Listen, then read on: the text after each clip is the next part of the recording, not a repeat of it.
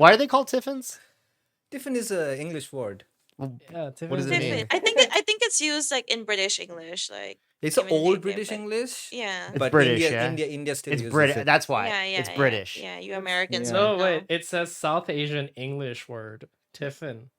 South Asian Cambridge English is a says thing. tiffin, noun, old use or Indian English. Yeah. A small meal, especially one that you eat in the middle of the day. See, it's an Indian English Here, word. here it is. Yeah. In the British Raj, tiffin was used to denote the British custom of afternoon tea that had been supplanted by the Indian practice of having a light meal at that hour. It is derived from tiffing, an English colloquial term meaning to take a little drink. By 1867, it had become naturalized among Anglo-Indians in northern British India to eat lunch.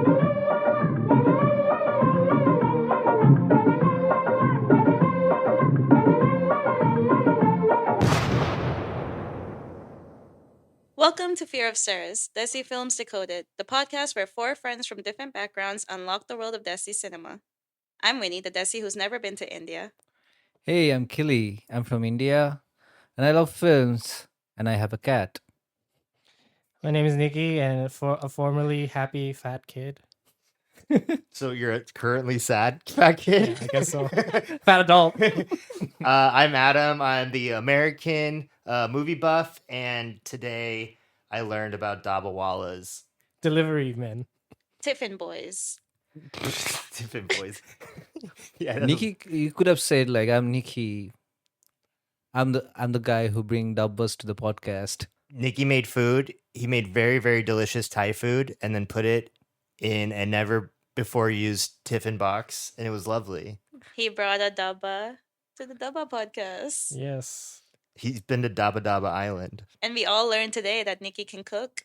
Yeah, well, you've been holding that secret back for a while too. I feel like I've mentioned it in the past, but I feel like there was a sense of like non-believing. Well, yeah, because you've never done it before once, so of course not. Yeah. What is the tiffin box? Can we explain first before? So it's very prominent in India, as you'll soon find out, but also in Southeast Asia. Tiffin boxes are basically like lunch boxes, but they're like stacked together in layers, and then you use that to, transport food. So why did you choose this movie, and what is it, Killy? Okay, so today's film is Stanley Ka Dabba. So I was thinking of like doing a podcast on a kids film, and since recently Amir Khan came up with this film with Sitare Zameen Par, which is like a spiritual sequel of Tare Zameen Par, which is a really good film. Tare Zameen Par is about a dyslexic kid, but whatever, I'm diverting. Uh, so I thought like we have done so many of Amir Khan's film. But Tare Zameen Par was written by Amol Gupte, and I thought like, okay, why don't we watch some other films by him? And then I saw like, sadly I didn't watch it before, but anyway, so I saw this film Stanley Ka Dabba, which is like a kid's film, and he loves working with kids, and then it was. Well reviewed. People have said good things about it, and I had a gut feeling that it might be interesting to watch it. Well, actually, Maybe. there was another reason why we picked it. We were gonna pick this one other movie, yeah. which we don't. I'm not gonna mention because that's spoiler alert. We'll do it at but- some point. But we wanted to find a shorter alternative rather than like watch like a 3-hour epic movie. Yeah, so you googled like movies that are an hour and a half, and that luckily showed up. But no, yeah, no. but seriously though, we did the right thing. I enjoyed this movie. I liked it. We are raising hands who enjoyed the films. Yeah, you cannot see it. Is it a kid? Is it for kids? I think so. I would have enjoyed it as a kid. Well, Definitely. Well, I just can't tell. Like, is it a kids movie or is it like a movie about kids for adults to watch? Both, and like you kind of see illustrations of characters that is quite childish, like and would be appealing to kids at the same time. I think this is pretty Yeah. extreme, but in my opinion, it reminded me of Salam Bombay. Well, That's the I opposite. kept bringing that up too. Yeah, Adam did, but I feel like it was quite different. The setting, the environment. Of course, it's a totally Yeah, different class. except for they were both centered around kids. Honestly, there were no similarities other than that. They were kind of produced in a similar way. Yeah. Yeah.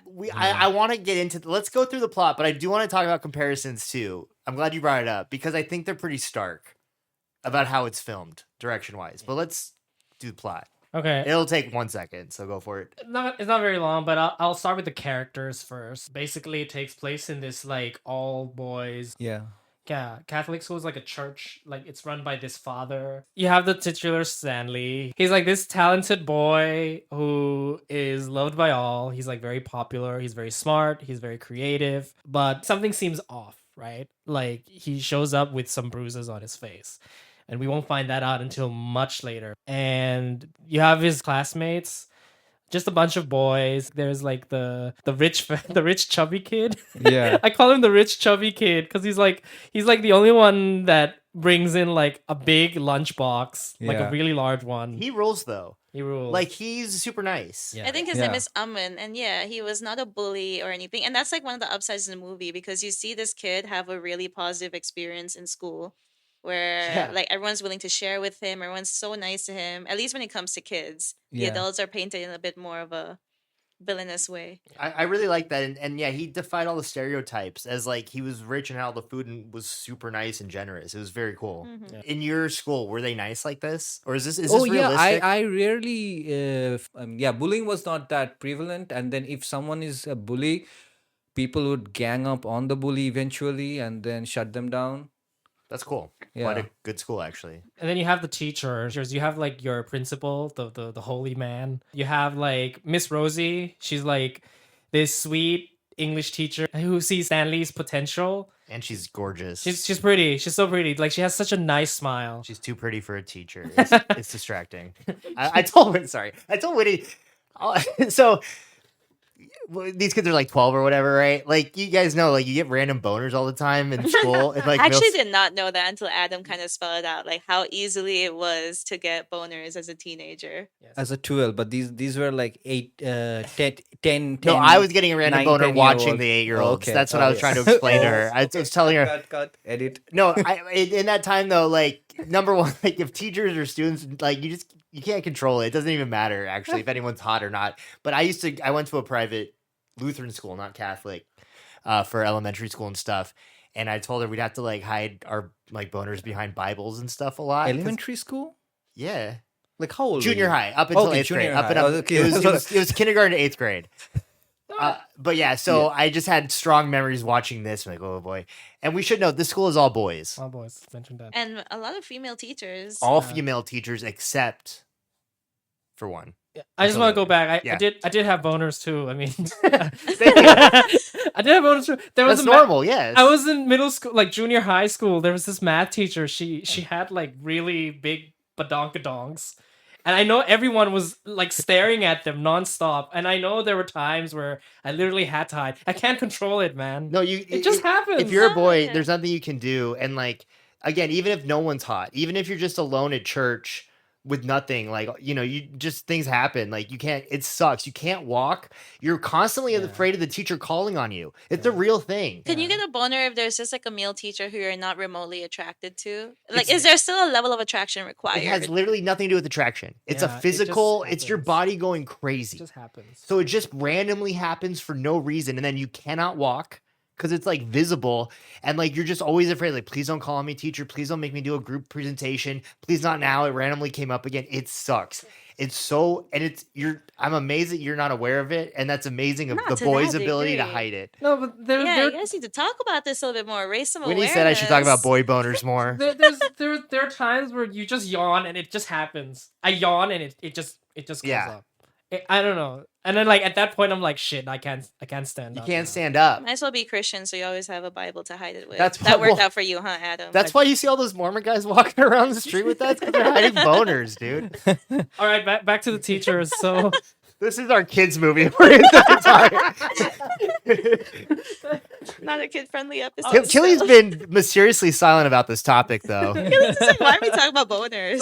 Also pretty late boomer. Oh, it happened. Were you getting random boners at like No, 16? Yeah, That sucks.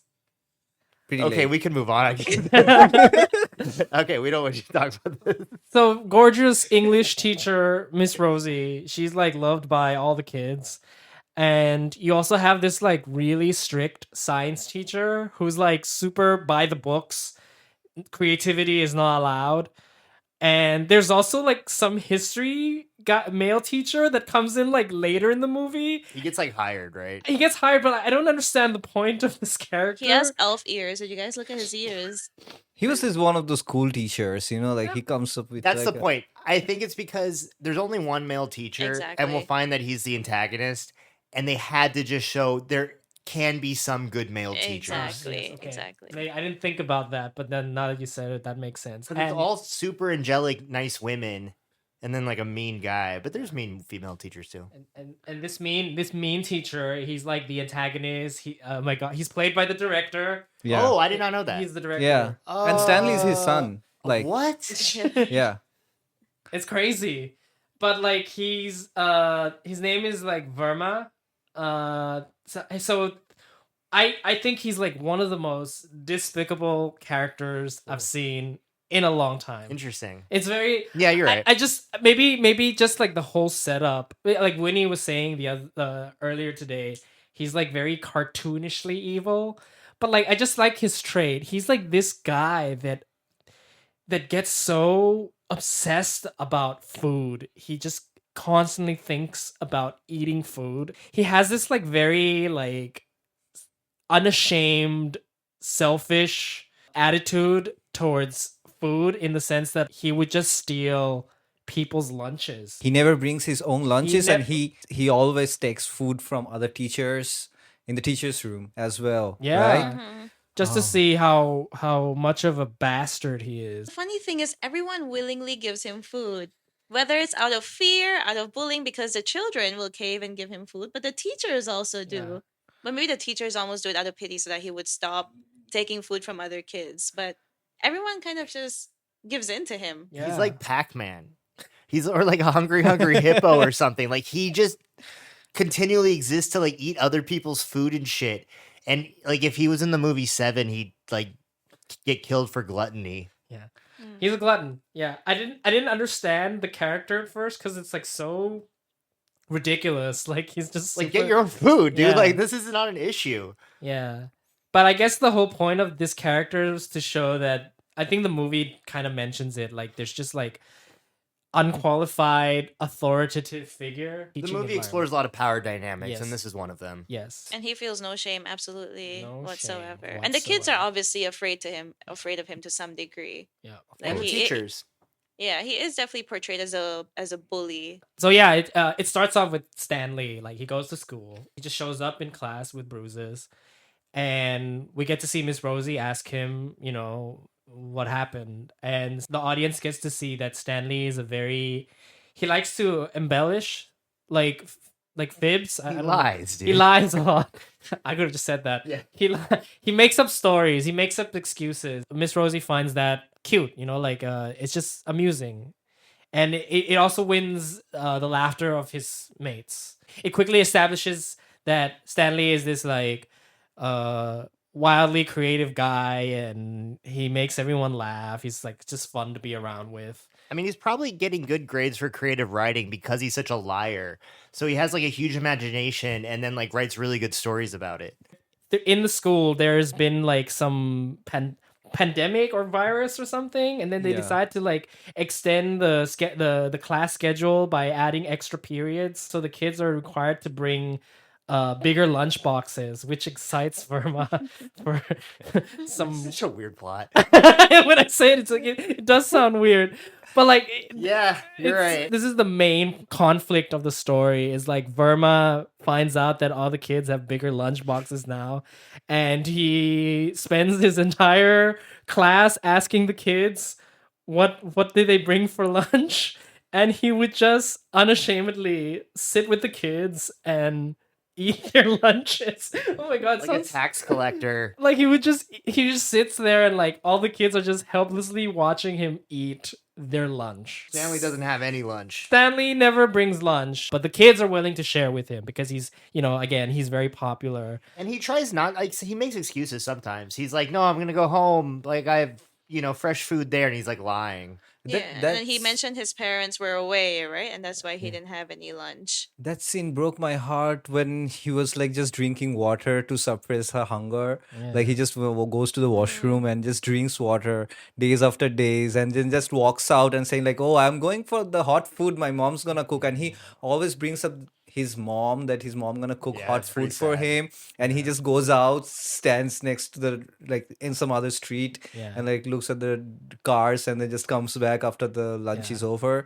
That scene was like, yeah, really emotional. So the kids had to have double the size of their Double size of their lunches. lunches, and then like Verma is like stealing all the food, and he sees Stanley right not having his own lunchbox, and like Verma always likes to like berate the kid for not bringing his own lunchbox. But he doesn't bring his own either. It's very hypocritical, right? The kids are willing to help share the lunch, right? And because they know that Verma is like preying on their food every day, the middle of the movie, they basically try to trick Verma by telling him that they'll be sitting at this one location when they in fact they're like hiding away from him so that it would distract Verma. Like Verma would hunt the children down so that he could eat their lunch. It sounds ridiculous when I say it, but like when you watch it, it just makes like sense, a right? T-Rex thing. And like They basically put a goat outside for Verma to like rush at. the kids are just like hiding from Verma, eating their lunches. And we should know during the same time the teachers are also bummed about Verma. Yeah. Like they're having to give food and shit Yeah. too, and like he's just running on everyone. And then I guess at one point, Verma finally catches the kids hiding on the roof of the school. It was like a moment where he kind of tells Stanley that if you don't bring your own lunchbox, you can't come to school. But I think he says it out of embarrassment because like the kids were just hiding from him because they know he would eat the lunch. And that's when Stanley disappears. And we learn that Stanley doesn't have a home to go back to because, like Keely mentioned, like he's just like standing outside of school, standing on the street, hiding from people. Yeah. And then at some point, like they realize, like the kids never like said anything, but then like I think there's a scene where you can tell Verma is kind of like guilty about it, that Stanley hasn't come back to school, and then it blows up in where the kids confronted Miss Rosie and said like, "Yo, Verma chased Stanley away, and we can't find him." Yeah, which is crazy. And so she instantly goes to him and is like, "What are you doing?" Yeah. What are you doing? You have no shame. She was saying like that. You have no shame. While that's happening, the school is basically setting up this like international theater arts festival. But because like Stanley has been expelled in quotation marks, has been expelled from the school, he doesn't know about it. But then, his classmates are so sweet. They hear about this contest and they're like, Stanley is the right person to be in this contest. So like they actually made an effort to track him down and then like talk to him about it, which I thought was really nice. What right? does he do? He sings. He was like Yeah, he was dancing. dancing. Oh yeah, okay. Dancing or something, and then like He because MCs as well. he later. MCs as well. But then like Stanley was doing that outside of school, right? He was just like sneaking off to rehearse and stuff, and then like basically like the management of the theater arts festival took notice of him. And then like while that's happening, right? Like Stanley has to get a tapa, right? And I don't know how to explain it, but like it does it in a way where like you don't know how he ends up with a tapa. Yeah, correct. I kept rewinding him like, what did I miss? Yeah. And nothing. Yeah. It just flash cuts to him holding that, and I still don't. Do you have an answer? We Well, get that's like very intentional. We You get get like the answer at the end of the movie, but I think they had to skip it to kind of keep Sorry, the I mystery towards the end. I didn't connect that until just now. we get a transition where like there was like food cooking on the Exactly, and dish. it looks so delicious. And then like you don't know why that transition happens, but then the next thing you know, he's holding a tapa, and then we'll find out eventually See, why this is why I'm asking if it's a kids movie, because this is so complicated and confusing. Why? No, I'm He kidding. just comes I'm from kidding. I just Dabba. didn't connect until now. Yeah, but it's a very battered dabba. It's not a shiny steel one Yeah. like some of the other kids have. It looks kind of like old and metally, but like the moment Metally. like it was blue. It was like rusted metal, Yeah, right? it's been used. yeah. But the moment he brings out the then he food, pulls it out of the thing, and it's actually pretty nice. it was a dabba in a dabba. Yeah. Dabbaception. And then it was like the most like it's like Stanley being Stanley, right? He literally like has this tapa now, and then like he goes right up to Verma and says, "Here it is. I have my lunchbox now." And he actually offers the whole thing. He offers the whole food to Verma and said, and then he just basically looks at him and said, can I come back to school now? And like Verma, I think like that was like the sudden realization that Verma is a monster. I would have preferred my alternative ending where the kids grab all their tiffin boxes and beat the shit out of him. Yeah, or but- like he gets hung outside the schoolyard or something. But the other female teacher also plays a big role in Verma reaching this conclusion, right? She kind of gives him off in the teacher's room Yeah. and asks him if he had any right to expel Stanley for such things, and like basically called him out for all his selfishness and stealing of food. And the father, the priest, later was like, "Yeah, that guy sucks." But I think an important element is that he came to that awareness by himself. Like nobody chased him out, literally, right? You kind of see him with his head down in shame, like he was in full admission of what he did wrong. Yeah, I was expecting like a little retaliation like villains would do, right? But then Exactly. it's not. He literally sees the error of his ways and accepts it. Like how we could watch some superhero movies and then like the hero and the villain has the similar origin story, like Iron Man or like Minal Murali where we watched, right? So it kind of like I was it kind of like same, like they both have the same thing that like Stanley doesn't bring food and the villain doesn't bring food, but we see like the villain always wants the food and then like everyone hates him for that, and Stanley is like so loved by everyone and everyone like go out of their way to like feed Stanley. It is a good point. Like they're like bizarro versions of each other. And one's old, one's young, one's a student, one's a teacher. They both don't bring lunches, but Stanley is likable. And so like, yeah, people give them food not out of compulsion, but because they like him. And then he has to demand it because he's like an ugly person and people don't want to be around him. And so he's like forced to be uglier by demanding it instead. Yeah, it's interesting. You see, what's interesting though is like as you're watching this movie, you obviously keep wondering why Stanley doesn't bring food. And like the whole movie is just kind of a slow unwrapping of that, right? And you see a lot of like red flags quite early on in the movie where he shows up with the bruise. You know, And right away. Like I knew right away. I was like, "Oh, this is a child abuse story." Right. So there are bruises. He's showing up without lunches, but at the same time, the movie is taking place against such a happy background of school. Like where this almost comical thing is going on between the children and the teacher, and then you see a lot of kindness from the children. So it's almost a happy setting with, of course, like this villainous teacher, but it's still in a safe setting, right? Like he's just stealing their food. He's not doing anything cruel to them per se, like directly to them. So, but then at the same time, like behind the scenes, there's something much more severe going on.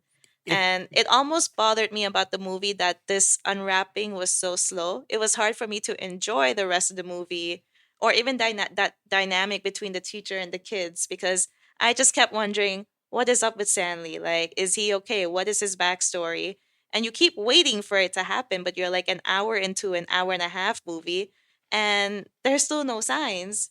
He's still just making up stories, like, yeah. And I don't know. I think that is the beauty of the film in many ways. And that is what makes it a kid's movie. It's digestible, it's not too harsh. And then there's still this like underground, darker story. But at the same time, it also is exactly what bothered me about the film. I think I agree because like the first scene he comes in with a bruise, right? So something's up and then you're just waiting to get to that point to see why.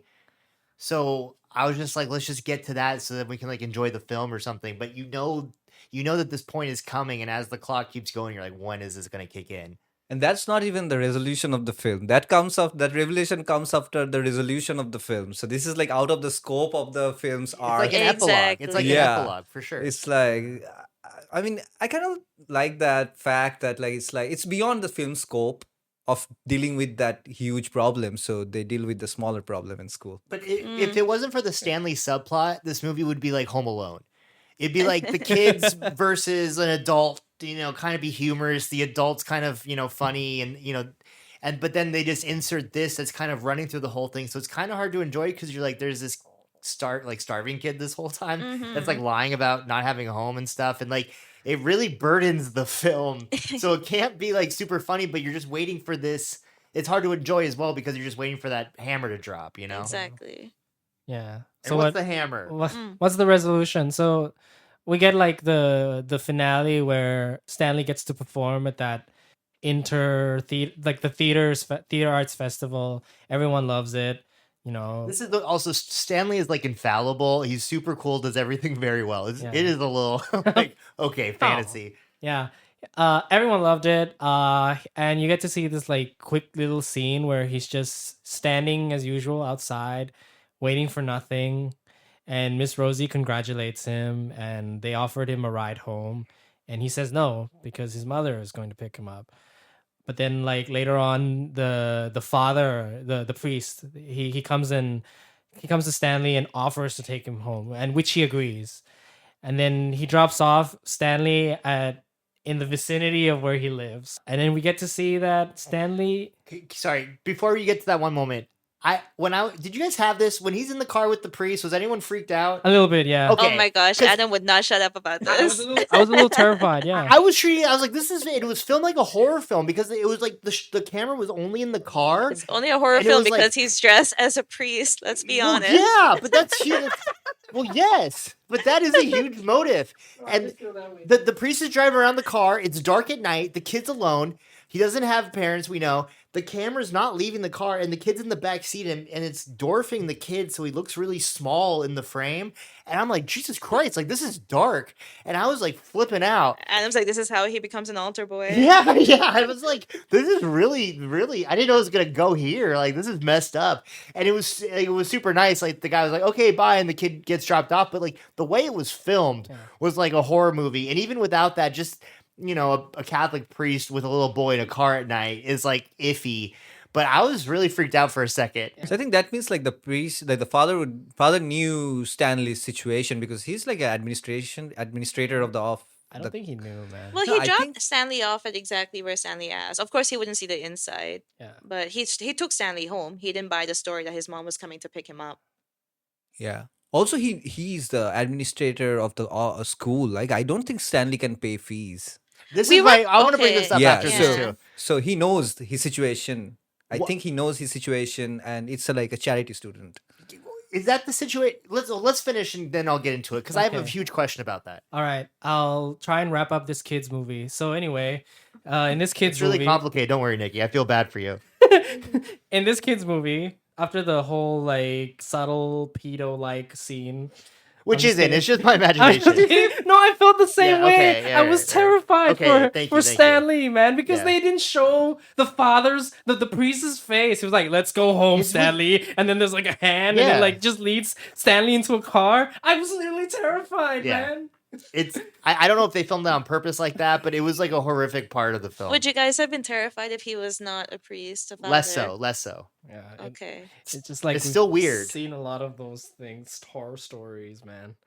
I Anyway, checked the cover; it's X-rated. I'm like, what movie is this? This is an hour in.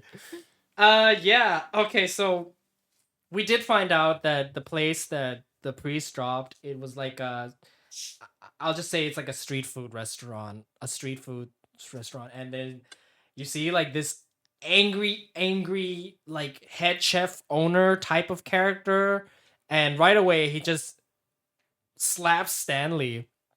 And then he gives like expositional dialogue where he was saying like, "Oh, your parents died in a bike crash, and I have to live, and me as your uncle, my brother and his wife died in that crash, and I have to deal with the bad omen like you." Like it's like, okay, yeah, Winnie, you're right. It's like they quickly like drop this whole like bombshell of a plot twist Mm-hmm. at the very end. Yeah, At the very end. and he does the exposition in one line. He like explains the entire backstory in Yeah. one sentence. In one sentence. It was too quick. And we find out, so that's the twist. Like Stanley, his parents died in an accident. And now he has this like very abusive uncle that like he's like forced to like work shifts at this restaurant, and he's been like going to school, skipping his shifts, and that's why he's getting beaten up pretty much. But not everything is bad. We get to see in the very beginning, like in the early scenes of the movie, the scene where he builds like that lighthouse. You see a guy, like a shirtless dude, that walks into like the classroom looking all like lost and stuff. And then like he actually helps Stanley build that lighthouse. You don't know who that character is, but then we find out at the very end, it's like one of the chefs at this restaurant who basically feels sorry for Stanley, and like he basically like helps Stanley out by getting all the leftover food and putting it in a tapa, and then like just letting Stanley like take the lunchbox behind his uncle's back, basically. And we get to see him like them basically like clean up the restaurant, and like it's like basically like this chef is like a brother figure to him, I would say.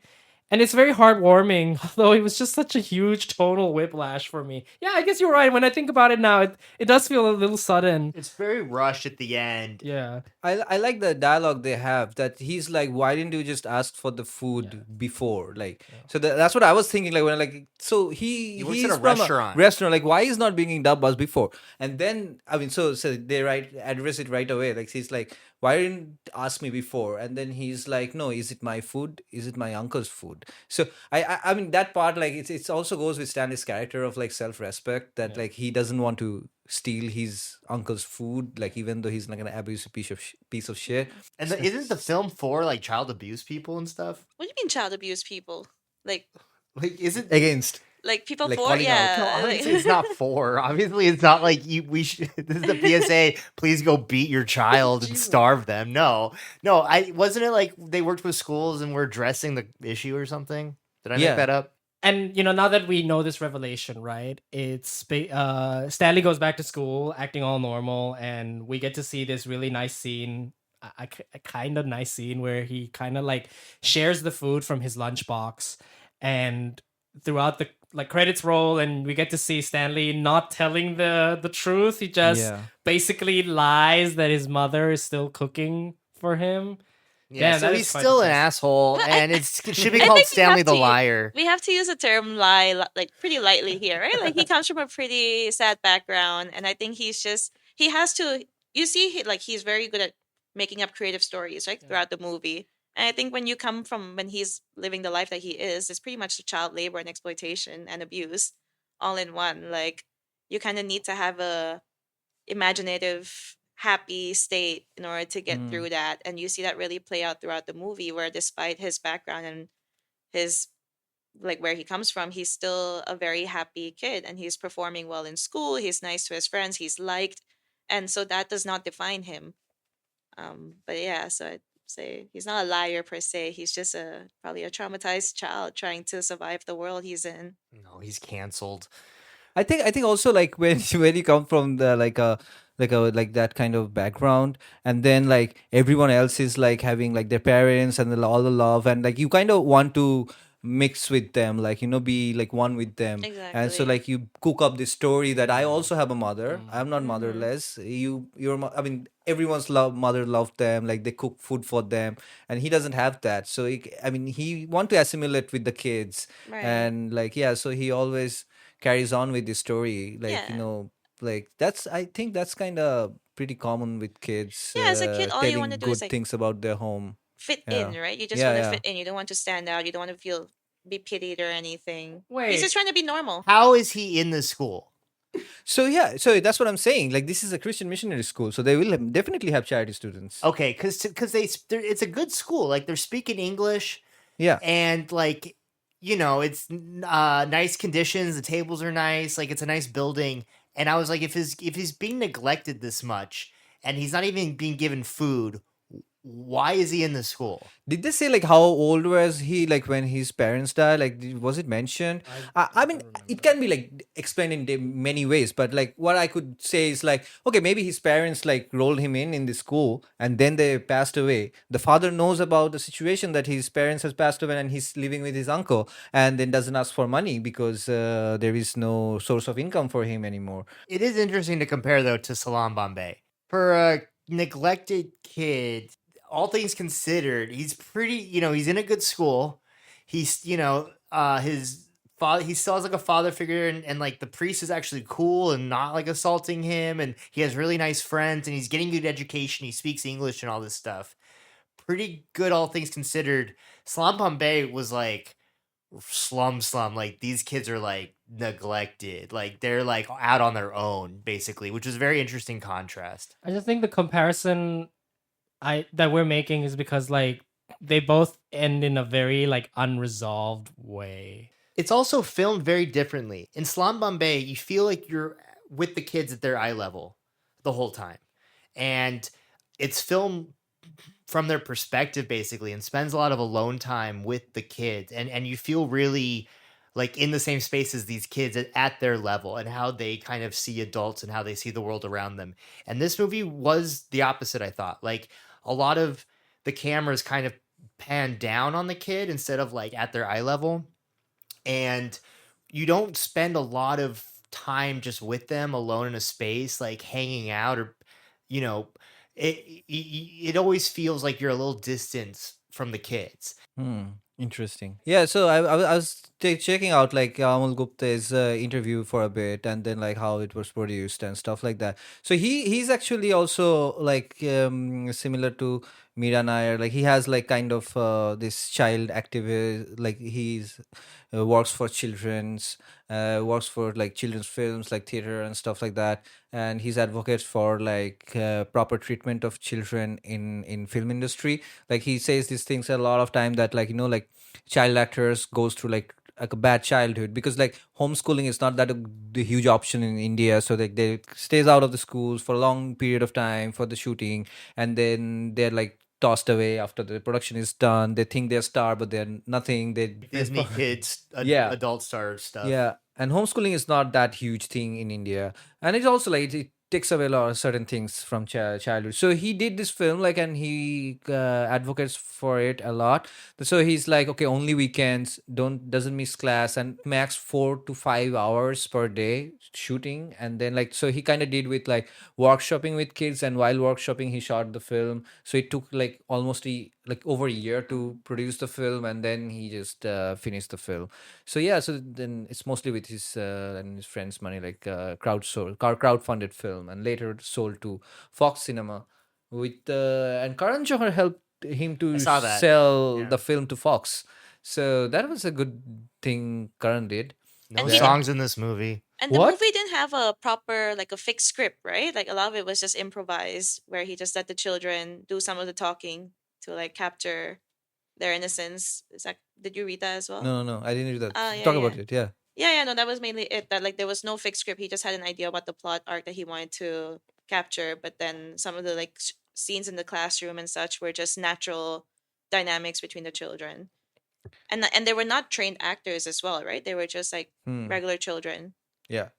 I think I just want to add to the whole like help advocating for children. It's worth noting at the final message the film has is like there are a lot of Stanleys out there getting like taken advantage of through their family members doing like child labor. That was the thing that they mentioned. But the thing you, Adam, said, that's kind of, I was kind of cooking on it. Like the difference with Salam Bombay, in the matter of fact that like both have like a stressed childhood, but one person is in a better condition, and one, I think that kind of talks about the reality in India. It's like he comes from a family that who could like get into the society of like school, proper school, like English speaking school and stuff. So even though they fall, that his parents fallen out, he has like a extremely traumatic childhood and everything, but he still is still in the system. So if he hangs in tight, he will get through it. While Salam Bombay feels like there is no way out for those kids, There's no because way. they come from this remote village. They have like no connection, nothing. They're only it's like he just came in like from the village, and then just got picked up by this drug addict, another like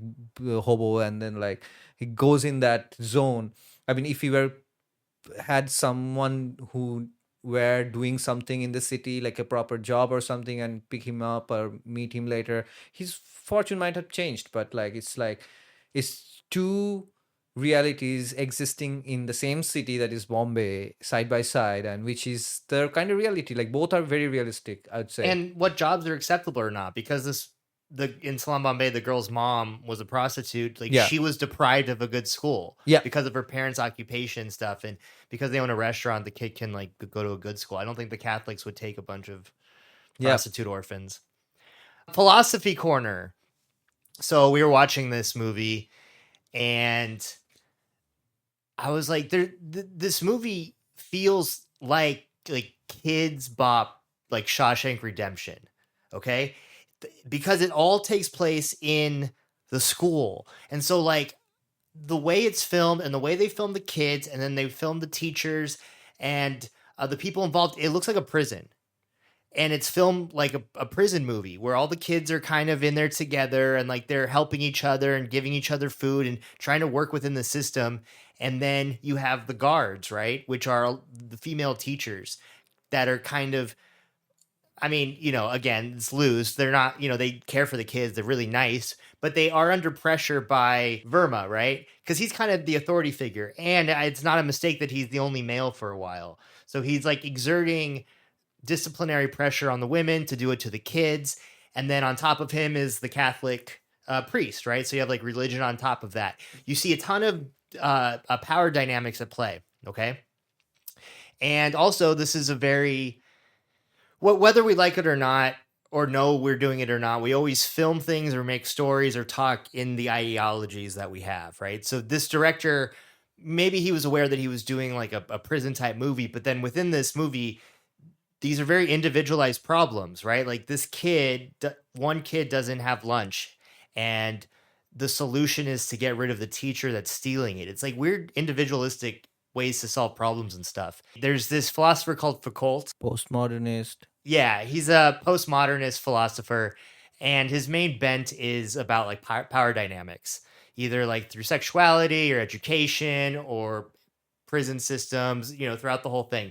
He is very much not a Marxist, and I could get into that a bit. He's anti-Marxist. He's anti-Marxist, and I will bring this up. He was introduced and translated by the CIA. I know that sounds kooky, but it is true. It's real. And I'm not joking. The CIA did translate his work and introduce him into colleges to give kids something else besides Marx to read. He is a very stark contrast. But what he talks about basically is just the power dynamics within systems and basically that those cannot be broken. So you have an ever-changing web of power dynamics and people exerting disciplinary action on each other and how you have small forms of resistance to that, but how it can never be broken because there's always just going to be like forms of control. And you see that in school, like I said, with the teachers and the students. You see with the religion aspect, with the father kind of extolling like those power dynamics of like a higher authority onto everyone. And then the male teacher is exerting his kind of God or society given authority to pressure the female teachers to give him food, to not rat him out when he steals food from the kids and stuff like that.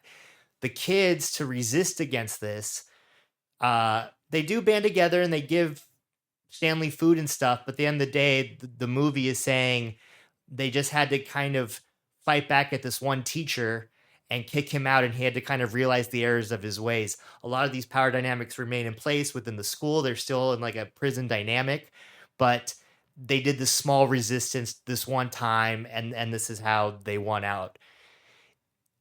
If you're doing like a Marxist analysis, like honestly, this movie doesn't exist if the school just provides lunches. Like if the school has a cafeteria where teachers and kids can all eat for free, the movie's gone. There is like, it's very easy to fix, honestly. It's just a structural change. You distribute resources so everyone gets food, we're done. But this is a very Foucaultian view of it where it's all very individualistic. There's nothing we can really do about it. And you're just watching how you can kind of give resistance in small ways to these eternal problems. But India doesn't live in like a Marxist system, right? So, but like the one act of like dealing with the problem, what we see from the kids, it's pretty communist. Like we have food, you don't have, we give you like we share our food, and and then they go out of their way to band together and help the person like who, I mean, they definitely clock that thing, even though they don't know like what exactly. They call their parents, and it's like the phone is there, the number doesn't exist, and so they realize like something is off, and they don't pressurize him to like tell what is going on, but so they don't go into that much that like why you are not bringing food, like yeah, we are all bringing food, you should also bring food, like then only we can be same friends. No, they don't go there. They just like, we have food, Aman has like way more food than he needs, just share. That was like the one temporary act of Yes. like difference, like yeah. But that's their form of resistance. And yes, Yeah. like often you have to band together to help each other, but they don't change the system. They don't demand that the school provide free lunches. They just help their friend out in this one instance. And that's the kids might band together, but from the movie's point of view, they're just throwing a band-aid on it because they're not demanding any structural changes whatsoever. They're just fighting this one guy, and that's kind of it. There is like a midday meal system in India like that. It created a lot of like that reduced the school dropout in villages a lot. That was just giving food to kids, so that like parents would just send their kids so that they can have food. That's it. It's like super simple. Poor people like whose main struggle in life is like getting like food on their plate 2 times. So they just send their kids because they know that kids gonna get food at school, so the school dropout rate drastically reduced after introduction of midday meal system. I mean, in America too, kids have like lunch debt and stuff, and they have to like buy lunches. Like, not all schools provide lunches, and it's like bizarre. Well, Like, they that's get also kicked out of school. that's also very much based on the government, right? Because under Biden, they really increased like assistance to school lunches, and now Trump has rolled back significantly funding for food assistance programs, which then affects the amount of food that goes local foods that goes to schools as well, and that definitely affects children everywhere. Yeah, Because so especially when you are from very impoverished backgrounds, a lot of kids, school might be the only meal that they get, right? And yeah, but these are government cuts that are deemed necessary. Black Panther started by giving out free meals to kids. It's revolutionary, huh? It is. Kids need food. Austerity program are pushed by World Bank and international, what is that, IMF, Yeah. International Monetary Fund. They push austerity to governments so that they cut funding to these social programs. The IMF just had a law called the Stanley Law where they said that kids have to buy their own lunches if a country's going to get funding. So thanks, Stanley. That's what IMF does. Like, we will only give you loan if you cut down austerity. Yeah. Make sure the kids do not eat. I will not give you money. Okay, closing thoughts. I can't believe that you don't like the movie. Look at what you are all talking about. I'm not saying It's a great movie. Damn it. I love the film. I I the am raising film. my hand. it was just uneven. Yeah. I don't know. I feel very neutral to it. I do like it. I think like I expressed, I think it was just very slow towards the end. I think I was more interested in like the backstory and why his situation was that way. But I can appreciate that the way was able to convey that message while still remaining quite lighthearted. You know, you can show this to kids. You probably wouldn't want to watch Salam Bombay with your children. You know, it's a little bit too heavy for kids to absorb, maybe. No, that's But- an adult film for sure. Salam Yeah, Bombay yeah. is like 16-year-old kids like a being brothel. sold into Exactly. a brothel. It's the No. kind of movie that kind of weighs on you. This kind of movie gives you hope. It instills hope, and that's a big difference, which I think we touched on earlier. So I can appreciate that, but I just wish it dug into that a little bit more. You're left. The movie ends in such a rapid way where you see his situation. You see him sleeping on like that cold metal surface in the kitchen. I love that the kids were not bullies. I honestly love that. Like, I really don't like movies where kids are just horrible to each other. And I do think this is realistic. Like, honestly, the friends in my school were really nice too, and Killies, and like, I think that is kind of realistic. And I do like that the rich fat kid was super nice. Like, that stuff was really good. I just was, again, I feel like we weren't at the kids' eye level, which was seemed just like disconnected from them and just meandering until we got to the end. You know, I wasn't enjoying my time with the kids as much as I would have liked. Also, I think that's it.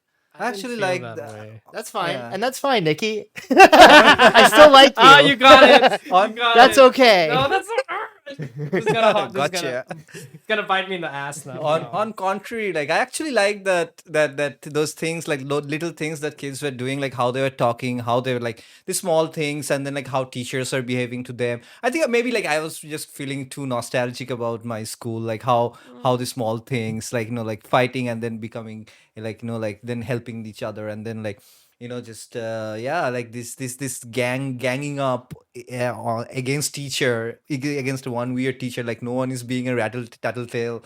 That kind of felt nice. I mean, very empowering in a childish way. I think I kind of felt a little kid while Was watching there the a film. staircase moment? I mean, the ending, huh? The ending would qualify as one when you see his When situation. they decapitate the teacher, Marie Antoinette style. I think yeah, like knowing that he's like seeing the Orphan, reality orphan. of his Yeah. life. For me, honestly, hysterical. It was when the priest didn't molest the kid in the car. Oh, I was like, wow, like that was the biggest surprise for me. Honestly, that was the big twist. It's not Salam Bombay. It's not getting worse from here. Yeah. Dance number, you said There was no dance? There was songs. There were no dances Oh. in the songs. There was no musical numbers. yeah, it was an hour and a half. For fuck's sake, can't even Stanley because he's going, on stage for this festival, can't he dance to a song? We did see him dance briefly, like But not a perform on Bollywood stage. song. But there was no song playing, right? He's Like just they were dancing doing a weird with the montage group. of montage of yeah, dance. Montage. Yeah, Yeah. but Montage. that's Come him on, guy- dancing. I think they probably added that intentionally to give it some Indian movie spice, a bit of dancing at least. Not enough. I think they had to do that because of budget issue. I kind of feel that they couldn't pull off like a proper shooting a proper His son concert can't because like it's like dance. I'm out of money. We have to finish this film. These kids are like active for a while, more than 1 year. Now I have to wrap this film up. Just do like one day. Just book the theater and just do some dances and put it on a montage, and we'll be done. Call it a day. But this movie really did not need a dance number. It would have just fit in so oddly. It would have felt like you're trying to intentionally squeeze it in just for the sake of having it. That's the whole Yeah. point. Family Feud factor. What family? Kind of, right? Uncle. That's a good point. Because he has no family, there's no feud. Uncle slapping. Uncle, yeah, yeah. Had dead F out of parents. Yeah. Family. Yeah, There's no feud. the dead parents were probably fighting when they got in the But also, you motorcycle see the crash. whole feud between like the students and the teacher. Yeah. It's not family, but since the whole movie takes place in that Yeah. like school setting, that kind of qualifies. It's a family It's in a a. conflict. It's a family in a. What's the film called? The racing film. Fast and Furious. Yeah, it's a family in a Fast and Furious Well, way. I feel like we could have explored Verma's family. They should- Also, His parents were Paul Walker. actually, that's a really good point. The whole movie, we're thinking about why Stanley does not bring lunch, right? Nobody ever sits and think, why does Verma not have lunch? And the movie thought about that never the whole unpacks time. that. I did. I would have loved. Well, because What he's a if- monster. I What if think. he comes from a very sad background and there's like a really deep reason? And what if he was deprived of food when he was a child and that's why now the thought of it makes him so hungry and like impulsive and tempted towards food? What Yeah. if he has a Yeah. tragic backstory? It's You're right. He's a hero. They need to make a sequel, Stanley Ka Dabba to Verma Ka Dabba. The Burma origin story. The spiritual prequel. It's Yeah. Burma as the kid, not having food. And his friends were like bully, and then they didn't give him food. That's what happens. He became the bully because he was bullied his whole life, and now like he doesn't want to bring food because he's afraid like he'll get bullied because he like makes bad food or something, and he doesn't have a wife at home. And so I have when a you theory. Yeah, my theory is like I think he doesn't have a wife at home. Like it's a very like a patriarchal society. So it's like all the women are bringing food because they are cooking the food before coming to the work, and they also cook for their husbands. So I think him being a carouse, him being like a grumpy. He's grumpy also because he doesn't have a wife, I guess, and it's like both goes hand in hand. So he doesn't have a wife. And then he doesn't have food. It's like he doesn't have sex. He I can't guess. pull I his guess. pants up. He can't wipe his own ass. Without a woman, what are you gonna do, man? Eat kids' food. Yeah, you just, It's you a just rolled into very- that. That's Very- why- I'm just going to a very bad metaphor. I'll not go it's there right. We should anymore. bring arranged marriages back so these guys don't steal the kids' food. Spice level, regional heat check. I don't know who's been to Catholic school. you Uh, know. No, Lutheran. Hmm. Vastly different. Well, my school was Catholic. Oh shit. Yeah. Okay, how was it? There was a father. He was very nice. That's cool. That's He- nice. He Did was- anyone ever get in a car with him? No. But then there was a I didn't know how to go from there. There was No's a good answer. No's a good answer. there was a scandal where this I don't know this has nothing to do with it, but like there was a scandal where one of the fathers used like the tuition money to buy a sports car. Oh There gosh, you that go. sounds like the kind of scandal you'd have in Thailand. Yeah, that's honestly. Sports car, Yeah. like That's total. Oh my God. That makes sense. But that had nothing to do with it. But no, I did go to Catholic. Well, how are you gonna get the kids to hop in your car if it doesn't look cool? They only want a cool to be in a cool race car. I think one of the things that brings up this school is like this uh, or like back then, like when we were at school, like there were kids from different economic background, like which is almost not present anymore because of the privatization. And like, the schools are like a party house or like some kind of that, like, you go to Thailand, like man, is known for that. you go to like super expensive like exclusionary school if you're rich, and if you're poor you just go to the public schools. But back in the days, like there would be like public schools and there would be like private schools were very much prevalent with this kind of missionary schools. So in both of them, like most of the times, like you have like students from different backgrounds. There's the major number of schools. I mean, they still that have like rich people schools only then, but I remember that, like, no, we had like people from different, like some very rich, some very not that rich, some like poor. Like you can tell that by the cleanliness of their shirts or pants, or like what kind of school bag they carry, or like what kind of pencil box they have, and then like all these things. And then Yeah, it's okay. Moral of the melodrama? don't eat kids' food. I mean, it depends, right? Like what? I mean, I don't know. What is the moral? Sharing is caring. Don't be selfish and greedy.